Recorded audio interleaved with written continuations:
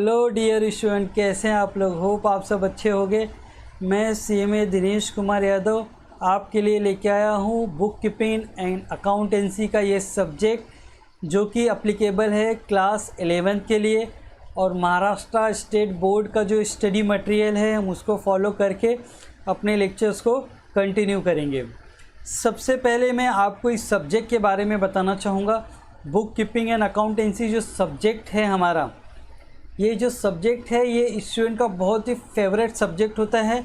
Because इस subject में जो स्कोर मार्क्स किए जाते हैं वो काफ़ी हाई लेवल के, बहुत ज़्यादा और अच्छे मार्क स्टूडेंट इसमें स्कोर करते हैं।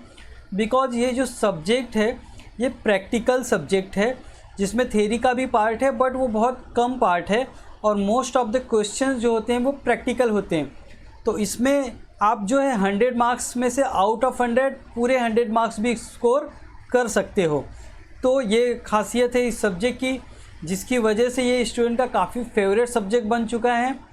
और इस सब्जेक्ट की ख़ास बात ये है कि ये जो बुक कीपिंग एंड अकाउंटेंसी है ये आपको खाली क्लास 11th में नहीं, आपको क्लास 12th में या फिर आप BCom वगैरह करने जा रहे हो जो 3 years का कोर्स है, FY BCom, SY BCom, TY BCom, ये जो कोर्सेस हैं यहाँ पे भी आपको ये सब्जेक्ट मिल जाएगा।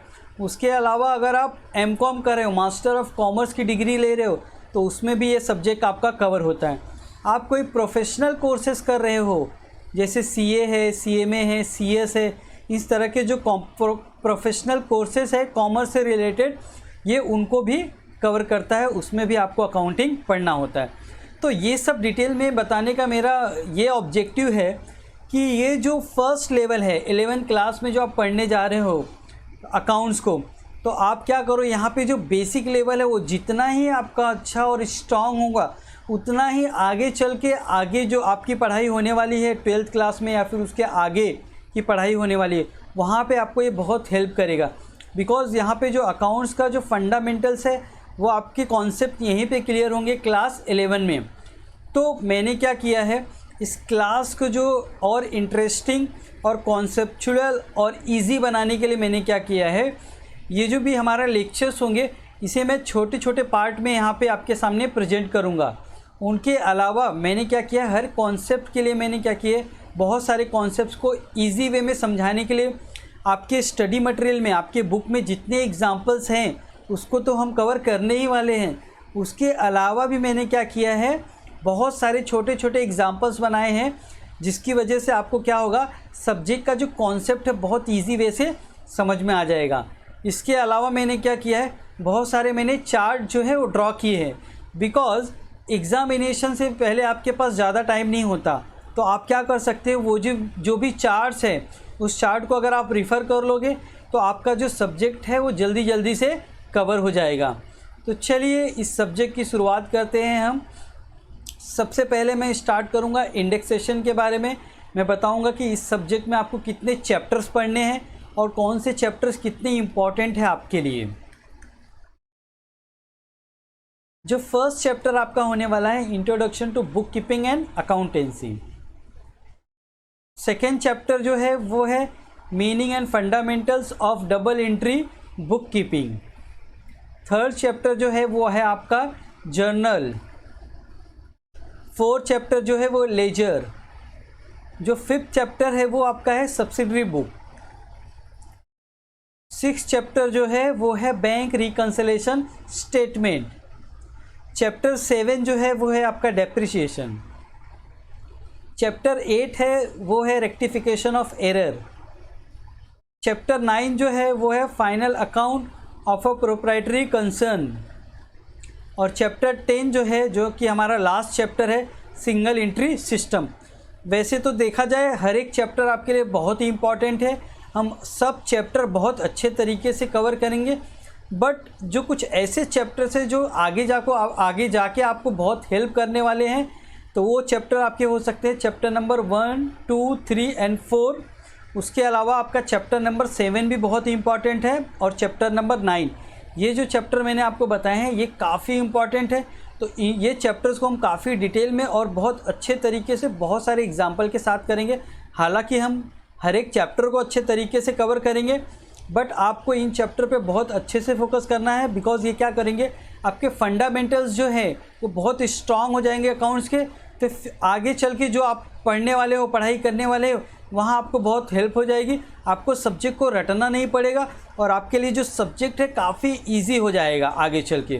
तो चलिए हम अपने चैप्टर को स्टार्ट करते हैं, फर्स्ट चैप्टर को, जो कि है introduction to book keeping and accountancy.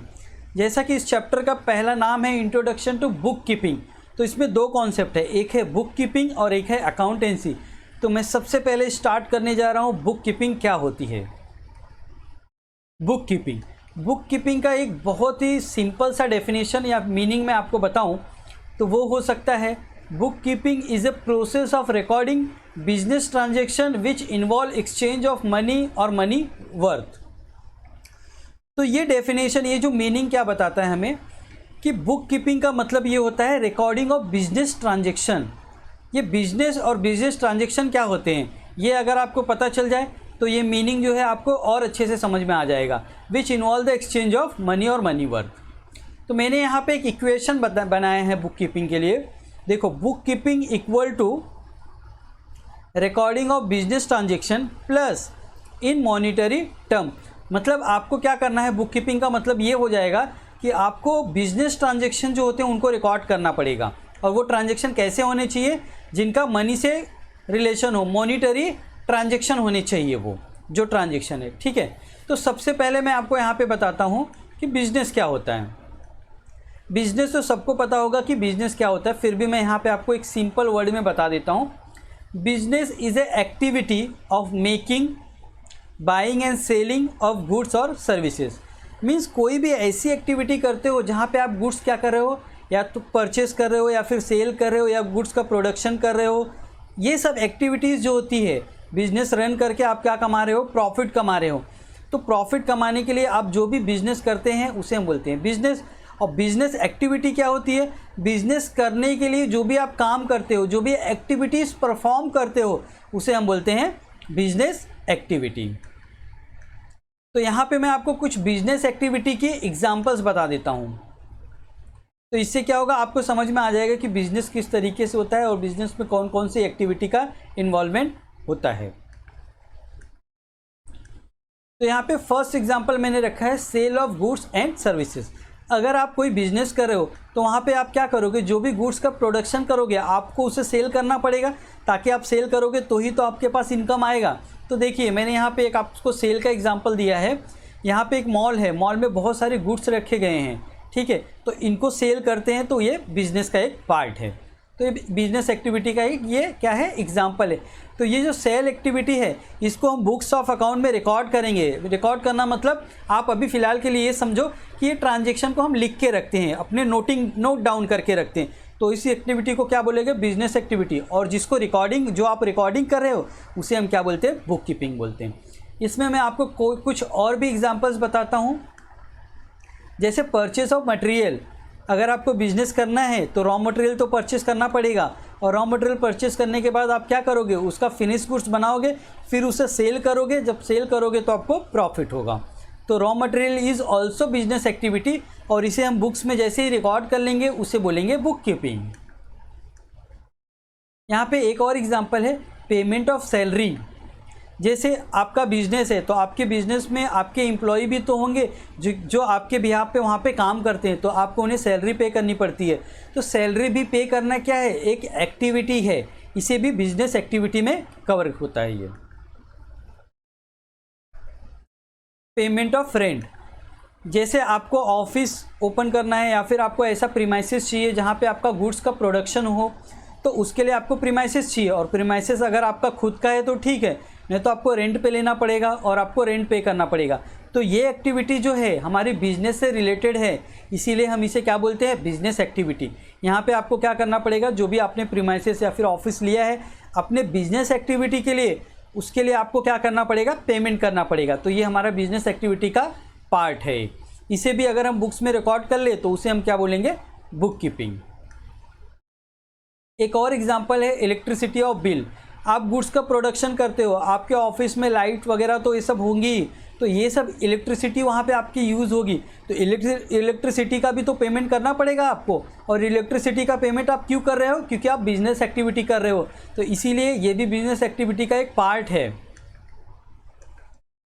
Purchase of machine, आपको अगर गुड्स प्रोड्यूस करना है तो आपको मशीन और इक्विपमेंट लगेंगे, तो उसको भी आपको परचेस करना पड़ेगा। तो जो आप परचेस कर रहे हो उसके लिए आपको पेमेंट करना पड़ेगा। और ये सब एक्टिविटी को हम क्या बोलते हैं? Business activity. अगर आप बिजनेस कर रहे हो तो आपको लोन की भी ज़रूरत पड़ सकती है। अगर आपने लोन लिया अपने बिजनेस के लिए तो वो भी क्या मानी जाएगी? Business activity. तो क्या सर बिजनेस एक्टिविटी इतने ही होते? नहीं, बिजनेस एक्टिविटी बहुत सारे होते। बिजनेस एक्टिविटी इतने हो सकते हैं कि मैं यहाँ पे हर एक चीज़ को आपको रिकॉर्ड करके यहाँ पे लिख के नहीं बता सकता। तो जैसे जैसे क्वेश्चन सॉल्व करेंगे वहाँ पे आपको बहुत सारी बिजनेस एक्टिविटी देखने को मिलेगी। यहाँ तो मैंने कुछ आपको जस्ट एग्जांपल दिया है कि ताकि आपको एक बेसिक अंडरस्टैंडिंग आ जाए कि बिजनेस एक्टिविटी बोलते किसे हैं। और ये जो भी मैंने आपको बिजनेस एक्टिविटी बताई है, जैसे मैंने सेल बताया, परचेज बताया, सैलरी है, रेंट है, इलेक्ट्रिसिटी बिल है, मशीनरी है, लोन टेकन है, ये सब बिजनेस एक्टिविटी है। उसके अलावा जितनी भी बिजनेस एक्टिविटी होती है, अगर आप उसे एक जगह पे लिख के रख लेते हो, रिकॉर्डिंग कर लेते हो, रिकॉर्डिंग करने का एक मेथड होता है, उस सिस्टमेटिक वे से अगर आप उसे रिकॉर्डिंग कर लेते हैं तो उसे हम क्या बोलते हैं? Book keeping. तो यहाँ पे बुक कीपिंग का मैं मीनिंग आपको और एक डेफिनेशन यहाँ पे बता दे रहा हूँ। रिकॉर्डिंग ऑफ बिजनेस ट्रांजेक्शन, जो भी बिजनेस ट्रांजेक्शन है ना, सेल है, परचेज है, सैलरी है, रेंट है, इलेक्ट्रिसिटी है, मशीनरी है, लोन टेकन, ये सब एक्टिविटी को अगर आप, ये भी बिजनेस ट्रांजेक्शन है, उनको अगर सिस्टमेटिक मैनर आपने बुक्स में रिकॉर्ड कर लिया तो उसे हम बोलेंगे बुक कीपिंग। तो आई थिंक बिजनेस एक्टिविटी क्या होती है ये आपको काफ़ी अच्छे तरह से समझ में आ गई होगी। अब हम एक दूसरा कॉन्सेप्ट देखते हैं यहाँ पे। देखिए, मनी और मनी वर्थ, जैसे हमारा डेफिनेशन में क्या था? Business activity, book keeping means recording business transaction which involves money और मनी वर्थ। तो हमने बिजनेस देख लिया, बिजनेस क्या होता है। उसके बाद हमने देख लिया बिजनेस एक्टिविटी या फिर बिजनेस ट्रांजेक्शन क्या होते हैं। अब हम यहाँ पे सीखेंगे मनी और मनी वर्थ क्या होता है। मॉनिटरी वर्थ, मनी और मॉनिटरी वर्थ में फर्स्ट पार्ट आता है मॉनिटरी ट्रांजेक्शन। मॉनिटरी ट्रांजेक्शन का मतलब ये होता है कि ऐसा ट्रांजेक्शन जहाँ पे मनी का इन्वॉल्वमेंट हो। देखो, आप अगर कोई भी बिजनेस एक्टिविटी करते हो वहाँ तो मनी आपके आएगी, बिकॉज बिना मनी के तो आप कोई ट्रांजेक्शन नहीं कर सकते। अगर आपको सेल करना है तो आपके पास पैसे आएंगे, और अगर आपको परचेस करना है, रॉ मटेरियल परचेस करना है, रेंट पे करना है, इलेक्ट्रिसिटी पे करना है, तो उसके लिए आपको पेमेंट करना पड़ेगा। तो जो भी बिजनेस ट्रांजेक्शन होते हैं उसके लिए मॉनिटरी ट्रांजेक्शन, तो मॉनिटरी एक्टिविटी तो होती है। तो और दूसरा क्या होता है? एक नॉन मॉनिटरी ट्रांजेक्शन होते हैं। बिजनेस नॉन मॉनिटरी ट्रांजेक्शन के द्वारा भी किए जा सकते हैं। अभी मैं बताता हूँ वो क्या हो सकते हैं। पहले हम कॉन्सेंट्रेट करते हैं मॉनिटरी ट्रांजेक्शन कैसे होते हैं। मॉनिटरी ट्रांजेक्शन को भी हम दो पार्ट में डिवाइड कर सकते हैं। फर्स्ट जो हमारा पार्ट होगा वो होगा कैश ट्रांजेक्शन। कैश ट्रांजेक्शन का ये मतलब होता है कि आपने कोई बिजनेस एक्टिविटी की, अब वो कोई भी एक्टिविटी हो सकती है, जो भी मैंने आपको एग्जांपल बताए थे वो, या फिर उसके अलावा कोई भी बिजनेस एक्टिविटी जिसमें कैश है जो तुरंत इन्वॉल्व होता है। जैसे purchase of goods worth ₹10,000 for cash, means आपने गुड्स परचेज किया फॉर ₹10,000, मतलब आपने गुड्स लिया और उसके बदले में आपने तुरंत पेमेंट भी कर दिया, तो उसे बोलते हैं कैश ट्रांजेक्शन। एक दूसरा ट्रांजेक्शन हमारा हो सकता है, उसे हम बोलते हैं क्रेडिट ट्रांजेक्शन। क्रेडिट ट्रांजेक्शन का मतलब क्या होता है? Purchase of goods worth ₹10,000 on credit. Credit का मतलब यहाँ पे होता है उधारी पे, मतलब आपने गुड्स तो परचेज कर लिए, आपने बिजनेस एक्टिविटी तो कर ली, लेकिन आपने वहाँ पे पेमेंट नहीं किया है, बट वो पेमेंट आप फ्यूचर में करोगे, तभी भी हम उसे क्या बोलेंगे? Business activity. तो बिजनेस एक्टिविटी का मतलब क्या है? कोई भी बिजनेस ट्रांजेक्शन जिसमें इमीडिएटली मनी का इन्वॉल्वमेंट हो सकता है और आप फ्यूचर में भी मनी का इन्वॉल्वमेंट कर सकते हो, लेकिन मनी का ट्रांजेक्शन तो होगा ज़रूर, या तो अभी होगा, अगर तुरंत होने वाला है तो उसे हम क्या बोलेंगे? कैश ट्रांजेक्शन, और इन फ्यूचर होने वाला है तो उसे हम बोलेंगे क्रेडिट ट्रांजेक्शन। अब हम बात करते हैं नॉन मॉनिटरी ट्रांजेक्शन की। नॉन मॉनिटरी ट्रांजेक्शन में कवर होता है बार्टर ट्रांजेक्शन। बार्टर सिस्टम तो आपको पता ही होगा। Barter system means exchange of goods, means exchange of one goods for another goods. जैसे कि मैंने एग्जांपल दिया है, T is exchange for salt. अगर आपको चाय चाहिए तो आपको क्या देना पड़ेगा? सॉल्ट। सपोज़ आपके पास सॉल्ट है और आपको टी चाहिए तो आप उसका एक्सचेंज कर सकते हो। ये जो नॉन मॉनिटरी ट्रांजेक्शन है ये नॉर्मली आपको बहुत कम देखने को मिलता है, बिकॉज अभी जो ट्रांजेक्शन होते हैं वो सब ट्रांजेक्शन जो होते हैं मॉनिटरी ट्रांजेक्शन होते हैं। तो चलिए इसे मैं एक बार रिवाइज़ कर देता हूँ। मॉनिटरी ट्रांजेक्शन मतलब क्या होते हैं? कैश ट्रांजेक्शन, जो हम कैश पे करते हैं, तुरंत कैश पेमेंट करते हैं। क्रेडिट ट्रांजेक्शन मतलब जो क्रेडिट पे, उधारी पे ट्रांजेक्शन होते हैं। बिकॉज ये जो बिजनेस ट्रांजेक्शन होते हैं ना, वो कैश में भी होते हैं और क्रेडिट में भी होते हैं। दोनों ही ट्रांजेक्शन को हम क्या बोलते हैं? Monetary transaction. और दूसरे टाइप का ट्रांजेक्शन जिसे हम बोलते हैं नॉन मॉनिटरी ट्रांजेक्शन। तो होप आपको हमारा ये लेक्चर अच्छा लगा होगा, आपको कॉन्सेप्ट समझ में आए होंगे जो भी मैंने आज इस लेक्चर में कवर किया है। अगर आपको कुछ डाउट है तो आप मुझे कमेंट बॉक्स में पूछ सकते हो, मैं कोशिश करूँगा उसे जल्दी से जल्दी सॉल्व करने की।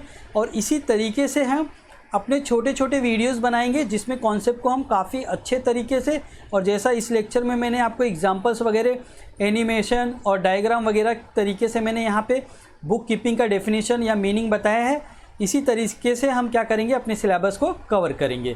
थैंक्स फॉर वॉचिंग और वीडियो। मिलते हैं हम नेक्स्ट लेक्चर में।